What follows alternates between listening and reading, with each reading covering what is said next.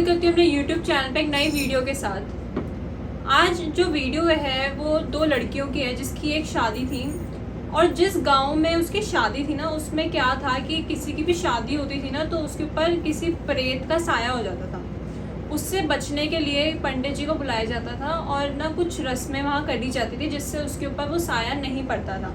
But अगर पड़ भी जाता था तो वहाँ के जो एक बड़े पंडित थे ना वो आके उसको ठीक करते थे। वीडियो शुरू करने से पहले प्लीज़ आप मेरे चैनल को सब्सक्राइब करो, अभी के अभी करो, क्योंकि आप मेरे चैनल को सब्सक्राइब नहीं करते हो, वीडियो देख के चले जाते हो, उसको आप सब्सक्राइब नहीं करते हो। फिर सब्सक्राइब करने से पहले आप मेरी वीडियो को लाइक करो, नीचे सब्सक्राइब कलर का बटन आएगा रेड कलर का, उसको दबाओ, फिर उसके बाद बेल आइकन आएगा उसे क्लिक करो जिससे आपको मेरे वीडियोस की सारी नोटिफिकेशंस आपको मिलेंगी, और फिर इस वीडियो को लाइक करो।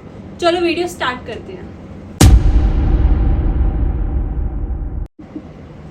तो कहानी स्टार्ट होती है, दो दोस्त हैं और जो एक दोस्त है ना वो दिल्ली की है और जो सेकंड है वो हिमाचल बरेली गाँव की है। दोनों साथ पढ़े थे कॉलेज में, दोनों साथ पढ़े हैं। तो एक का नाम है वर्टिका, दूसरी का नाम है पायल। तो पायल के घर में ना एक बार कार्ड आता है और वो जब उस कार्ड को जब चेक करती है ना तो वो उसकी दोस्त पायल की शादी का कार्ड होता है। तो बहुत ज़्यादा एक्साइटेड हो जाती है क्योंकि उसने आज तक ना कोई पहाड़ी शादी नहीं देखी थी। वो इस चीज़ में भी एक्साइटेड होती है कि वो उसमें पहली बार वो कोई पहाड़ी शादी देखेगी, और वो इतनी एक्साइटेड होती है कि वो 2 दिन के अंदर ही अपना सामान पैक करके उसकी शादी के लिए पहुंच जाती है। तो जब वो एंटर करती है ना बरेली गांव के अंदर, जब वो एंटर करती है तो उसकी जो खूबसूरती होती है गांव की, तो जो उसमें पहाड़ वहाड़ होते हैं तो उस चीज़ में ना वो बहुत अच्छे, उसको बहुत ज़्यादा अट्रैक्टिव लगती है वो चीज़। तो जैसे ही वो ना वो अपनी गाड़ी से जब निकलती है ना उस चीज़ को कैप्चर करने के लिए अपने कैमरा में, तो वो एक इंसान को देखती है कि उसके सामने एक पेड़ है, उसमें एक इंसान अपना सर ना मतलब पेड़ पे मार रहा है और उसका खून निकल रहा है सर से, और वो बार बार उसमें मारे जा रहा है, जोर से चिल्ला रहा है। तो वो चीज़ को देख के ना बहुत ज़्यादा ना हैरान हो जाती है कि ये कर क्या रहा है और ये क्यों अपना सर उस पेड़ पे मार रहा है बार बार। और वो आसपास जब वो लोगों को भी देखती है ना तो वो ये देखते हैं कि वो कोई उसके पास आ नहीं रहा, उसको कोई उसकी मदद नहीं कर रहा, उसे कोई रोक नहीं रहा, और उसमें इतनी भी हिम्मत खुद के अंदर भी नहीं थी कि वो उसके पास जाए और उसको रोक के उससे पूछे कि तू कर क्या रहा है भाई, ये क्यों कर रहा है।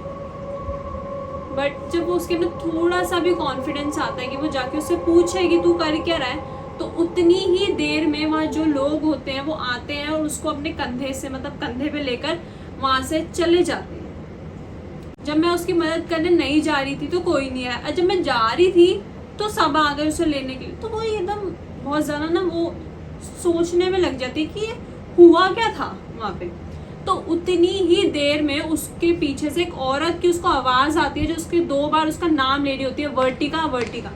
तो वो जैसी ही पीछे मुड़ती है देखने के लिए कि उसको आवाज़ कौन दे रहा है, तो वो देखती है उसकी दोस्त है जो उसे लेने आई है और उसे कहती है कि चल तू यहाँ क्यों खड़ी है।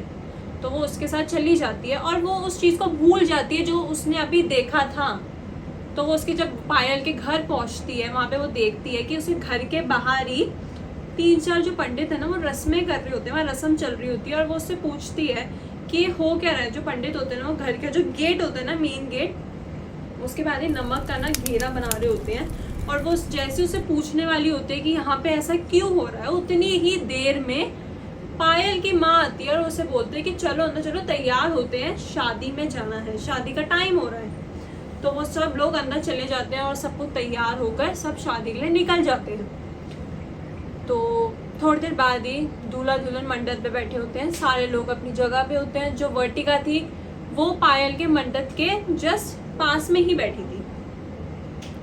तो जो पंडित होते हैं ना वहाँ पे वो पायल को कहते हैं कि ना पायल जो दुल्हन होती है, जो पायल दुल्हन होती है, तो उससे वो कहते हैं कि तुम आग में घी डालो।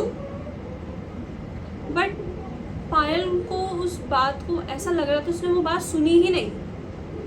फिर पंडित जी उसे कहते हैं कि पायल आग में घी डालो। वो पूरा का पूरा डब्बा लेती है और आग में डाल देती है। जो आग की लपटें होती है ना इतनी ज़्यादा फैलने लग जाती है जिससे पंडित जी का एक हाथ जलने लग जाता है। इतनी ज़्यादा वो आग की लपटें वहाँ होती है और सारे एकदम शॉक्ड हो जाते हैं। बट जो उसकी दोस्त होती है ना वर्टिका, वो ये सोच रही है मेरी दोस्त ने ऐसा करा कि जो थोड़ी देर पहले ही उसके साथ जो उसको लेने आई थी, जो अभी एकदम ठीक थी, उसने ये काम करा क्यों। वो बहुत ज़्यादा ना शॉक में होती है उस चीज़ को देखकर। और उसके जस्ट थोड़ी देर बाद ही जो वो देखती है कि पायल के हाथ काले पड़ने स्टार्ट हो जाते हैं और उसका जो चेहरा होता है वो नीचे की साइड, वो जोर जोर से अपना चेहरा घुमा रही होती है और अपने हाथ पीटने लग जाती है नीचे ज़मीन पे।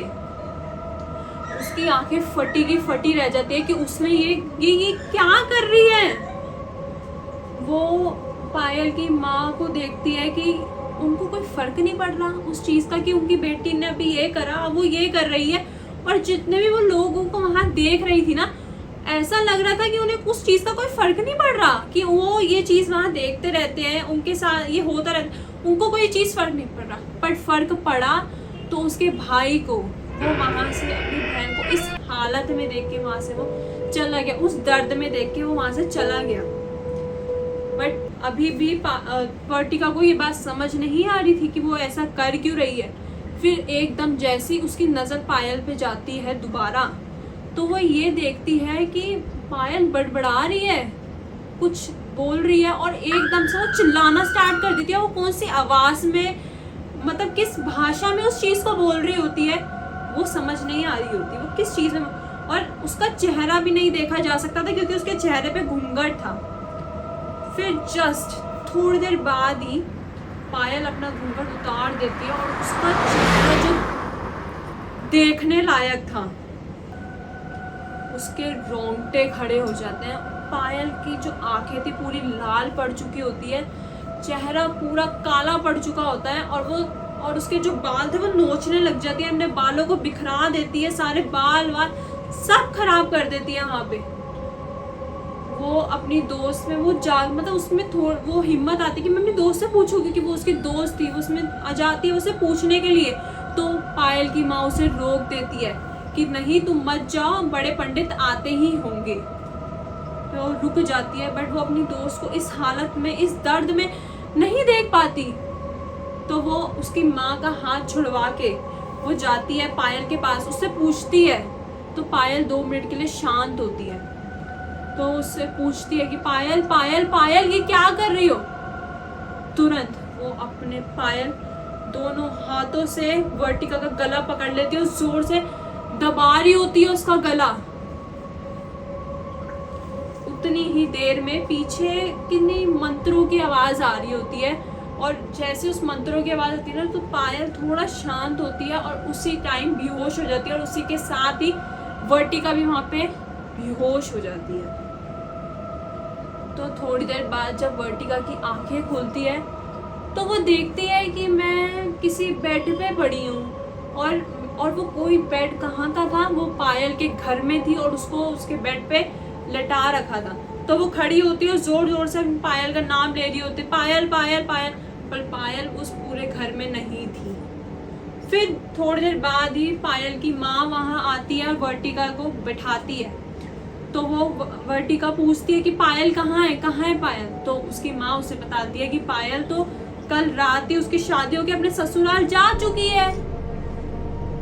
तो वो उसे कहती है कि पर जो उसके साथ कल रात को हुआ, तो वो उसे बताती है कि बहुत साल पहले हमारे गांव को एक श्राप मिल रखा है कि किसी की भी यहाँ जब शादी होती है ना, तो यहाँ पे प्रेत आत्माएं होती है, वो उस दुल्हन पे अपना उस पर वश कर लेती है उसे। और उससे बचने के लिए ही घर के बाहर जो तुमने देखा जो सफेद कलर के नमक का घेरा बना रखा था, वो उससे बचने के लिए ही था। पर पता नहीं किसी ने उस घेरे को हटा दिया और उस आत्मा का वश हो गया था पायल पर। तो वो जब ये सब सुनती है ना, तो वो एकदम कंफ्यूज हो जाती है, मतलब इतनी वो डर जाती है अंदर से कि वो उसी टाइम ही अपना बैग पैक करके वहाँ से चली जाती है। और वो उस गाड़ी में जब वो जा रही होती है वापस अपने घर, तो वो कॉल मिलाती है पायल को पूछने के लिए, क्या तुम ठीक हो।